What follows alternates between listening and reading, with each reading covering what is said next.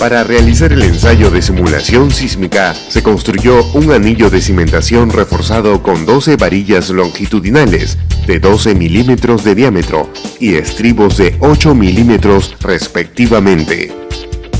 Las orejas donde se izaría la estructura eran de 20 milímetros y estaban ancladas a los aceros inferiores, cuyo concreto contó con un esfuerzo a la compresión de 210 kilogramos por centímetro cuadrado.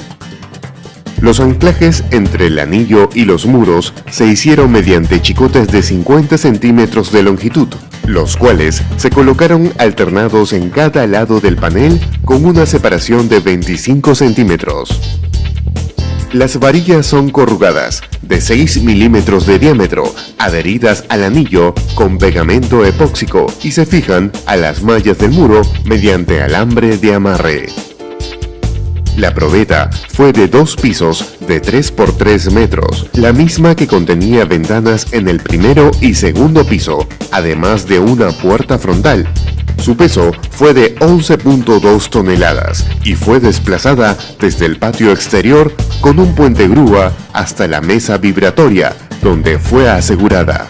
Se colocaron 12 dispositivos electrónicos para medir los desplazamientos laterales absolutos y relativos, aparte de 6 acelerómetros. El acelerograma del ensayo fue idéntico al del terremoto de mayo de 1970, que es el sismo más trágico y destructivo que ha habido en el Perú. El ensayo tuvo una sobrecarga de 3 toneladas y la aceleración del simulador tuvo 4 fases. Antes de iniciar cada fase del ensayo sísmico, se realizó una prueba de vibración libre en el módulo.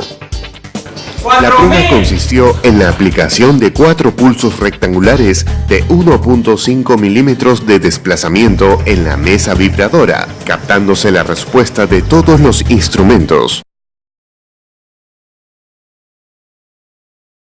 La fase 1 fue un sismo leve, con una aceleración de 0.27 G, donde G es la aceleración de la gravedad y un desplazamiento de 3 centímetros.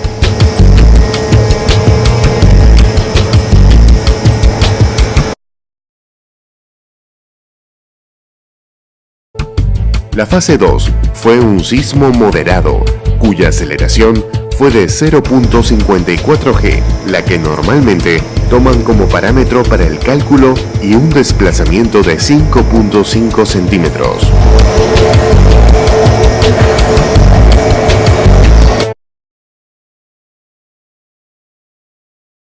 La fase 3 consideró un sismo severo o de gran intensidad, cuya aceleración fue de 1.08 G, equivalente a colocar la casa en volado, y tuvo un desplazamiento de 11 centímetros.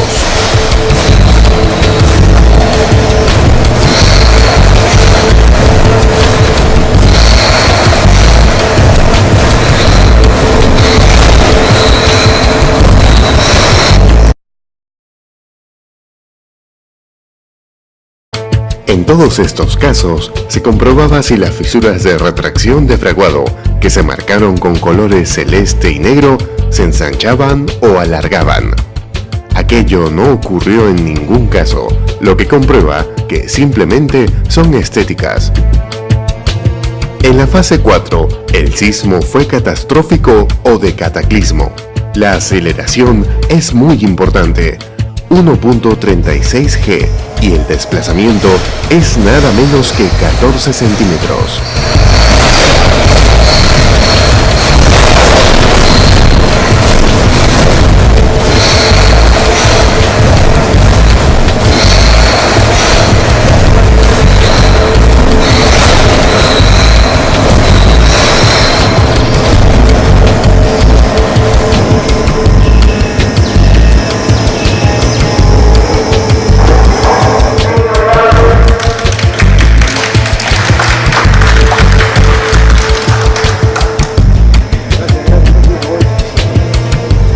La estructura sacó a prueba todas sus bondades a partir de la fase 3 y el módulo se comportó como sólido rígido con un periodo de vibración muy reducido.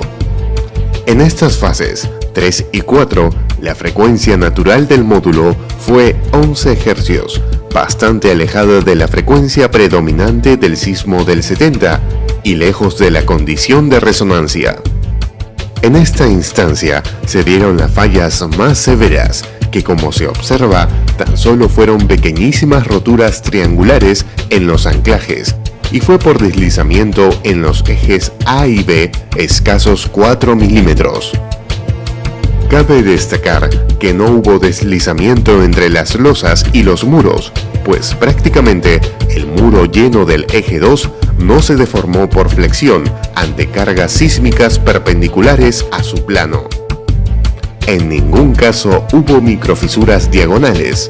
Solo después de la fase 4 se presentaron daños que hicieron decrecer la rigidez, aumentando el periodo en 30%. Para fines de análisis estructural, puede asumirse un grado de amortiguamiento de 10%, bastante mayor al parámetro típico de estructuras convencionales.